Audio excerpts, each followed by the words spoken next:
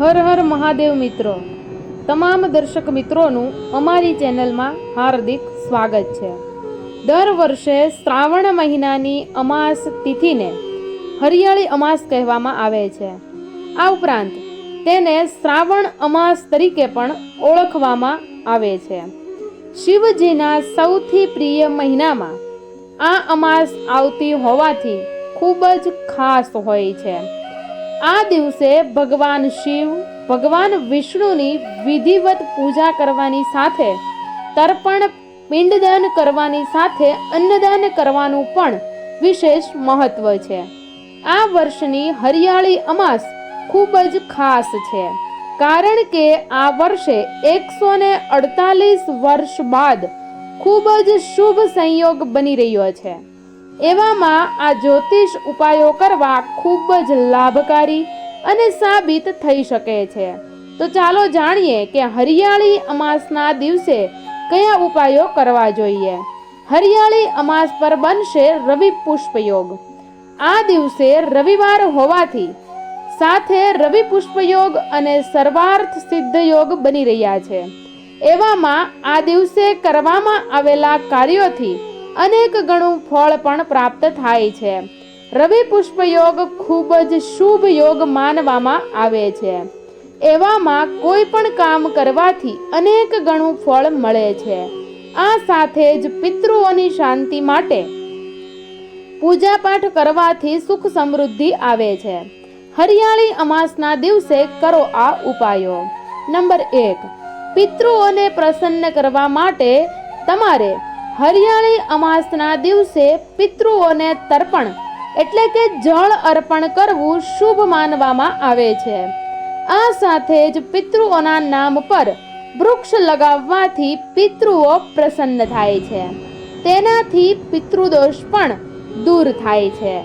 Number 2, ધન લાભ માટે પૈસાની તંગી હોય અને તમારા બનતા કામ બગડતા હોય તો એક પીળા રંગના કપડામાં એક ચાંદીનો સિક્કો બાંધીને રાખી લો।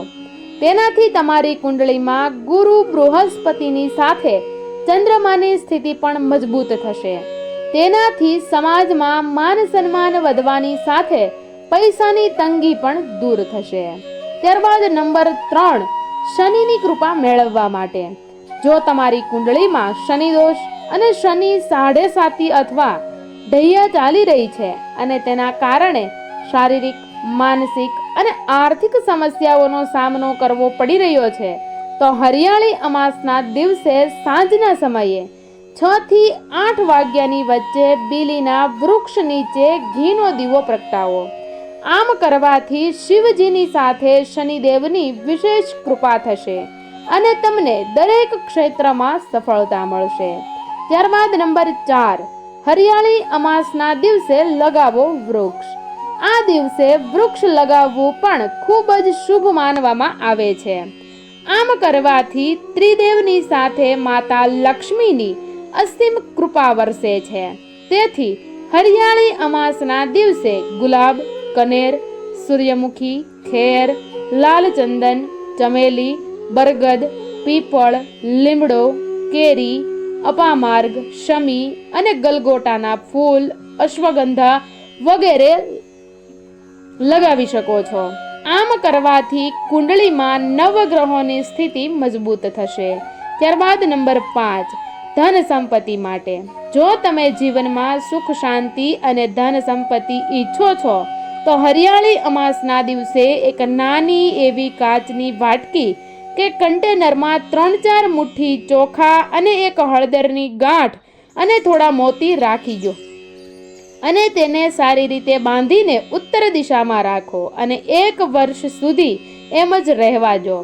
કાચ બુધને, ચોખા ચંદ્રને અને હળદર ગુરુની કારક માનવામાં આવે છે। ભગવાન ગણેશની દિશામાં તેને રાખવાથી તમને દરેક ક્ષેત્રમાં સફળતા મળવાની છે, સાથે ધન સંપત્તિ પણ પ્રાપ્ત થશે। તો મિત્રો, આ હતા હરિયાળી અમાસના દિવસે કરવાના ઉપાયો। મિત્રો, વિડીયોના અંત સુધી જોડાયેલા રહેવા માટે તમામ દર્શક મિત્રોનો ખૂબ ખૂબ આભાર। વિડીયો પસંદ આવ્યો હોય તો વિડીયોને લાઈક, શેર અને અમારી ચેનલને જરૂરથી સબસ્ક્રાઇબ કરજો અને કમેન્ટ બોક્સમાં જય માં લક્ષ્મી લખવાનું ભૂલતા નહીં। હર હર મહાદેવ મિત્રો. જય માં લક્ષ્મી, જય માં ખોડલ.